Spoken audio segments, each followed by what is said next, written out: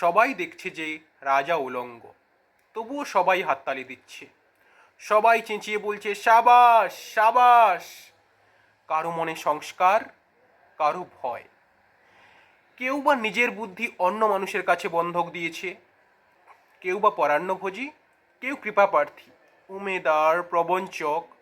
কেউ ভাবছে রাজবস্ত্র সত্যিই অতীব সূক্ষ্ম, চোখে পড়ছে না যদিও তবুও আছে, অন্তত থাকাটা কিছু অসম্ভব নয়।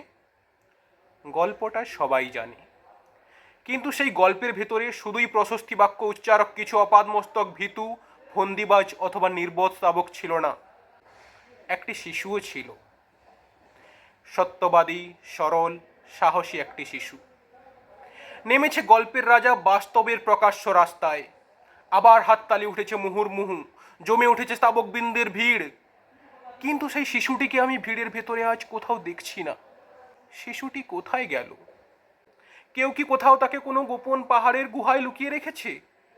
নাকি সে পাথর, ঘাস, মাটি নিয়ে খেলতে খেলতে ঘুমিয়ে পড়েছে কোনো দূর নির্জন নদীর ধারে, কিংবা কোনো প্রান্তরের গাছের ছায়ায়?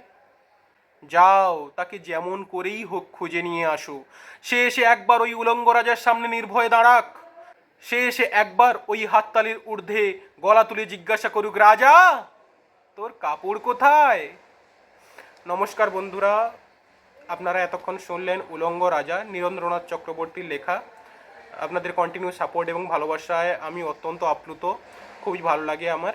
তো আপনাদের কন্টিনিউ সাপোর্ট এরকম আপনারা করবেন, আপনাদের এই সাপোর্ট আপনারা সবসময় করবেন।